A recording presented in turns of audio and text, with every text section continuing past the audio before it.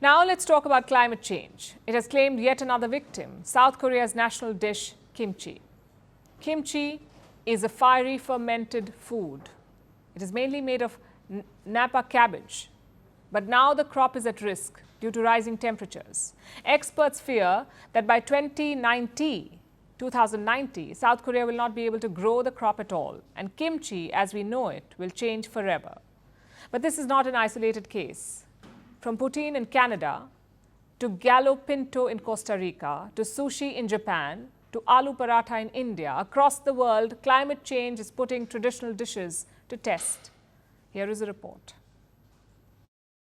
When South Korea launched its first astronaut to space in 2008, do you know what they sent with her? Kimchi. This is a fiery fermented food made of mainly napa cabbage. Kimchi originated over 3,000 years ago.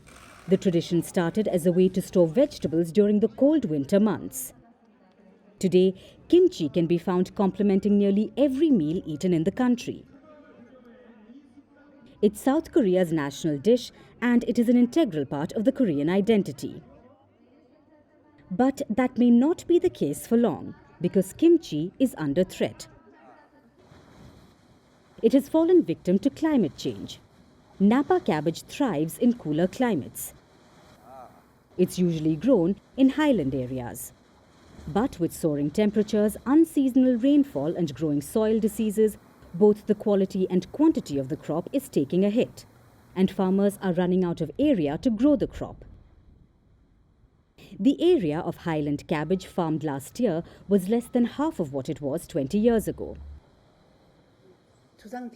It's very sad to think that we might not be able to make kimchi, which our ancestors have eaten for generations, using cabbage grown on our own land.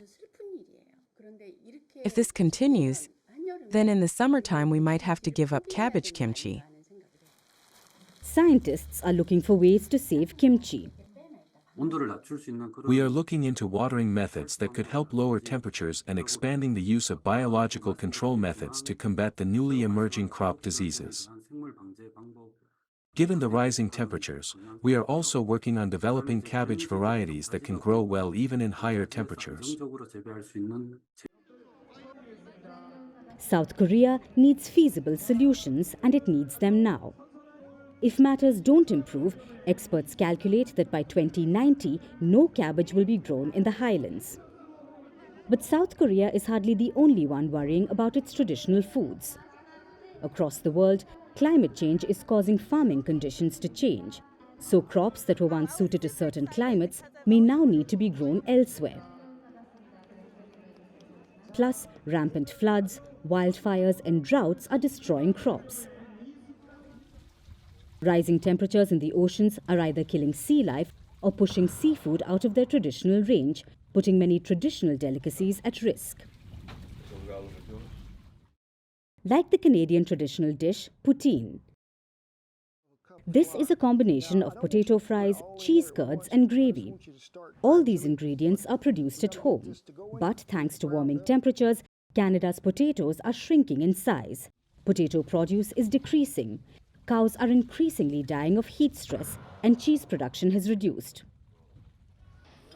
Or look at China's vastly loved Peking duck dish. China is the world's largest domestic duck producer, but heat stress is increasing the risk of disease, causing more ducks to die. In short, you can choose any country, and most traditional dishes like Costa Rica's gallo pinto, Italy's pasta, Japan's sushi, Jamaica's ackee and saltfish, or India's aloo paratha. And you will see that flavors and the quality of food are changing. More crops are dying, and the area of production is taking a hit. So no matter where you are, climate change is taking a bite out of culinary classics. And if we don't act fast, forget the future of traditional dishes, it will be difficult to put food on the table.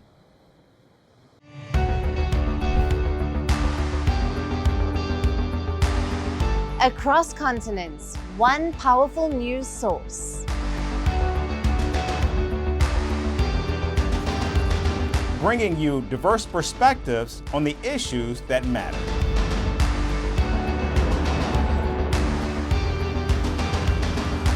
We go beyond the boundaries to give you that little extra about every sporting moment.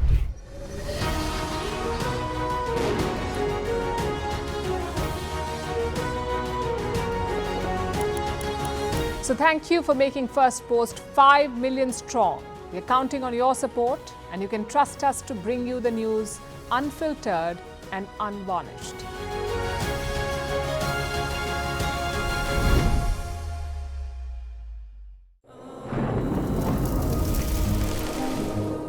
Climate change is on our doorstep. It's time for a revolution to take root. And it starts with 1.4 billion Indians. It starts with one tree for humanity, one tree for Mother Earth, one tree for our future. Project One Tree, a News 18 network initiative. Firstpost reports from the world's second largest continent. Hello, I'm Alison Lagrange. A very warm welcome from Durban, South Africa.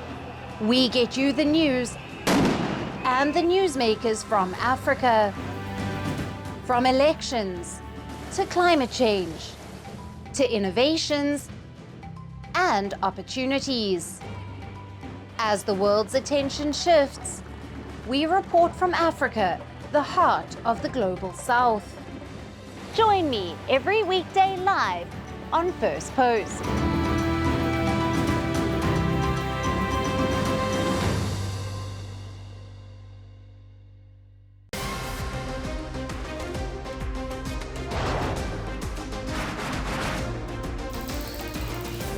On the show today, the T20 World Cup bandwagon has moved across to the West Indies. What can you expect from this? Hello, I'm Alison Green, coming to you from Durban, South Africa. Today we have a special show. Start with a report on India's shifting nuclear posture. The first time since India officially became a nuclear power. Hello and welcome to Firstpost America. I'm Aaron Ham, coming to you live from the nation's capital, Washington, D.C.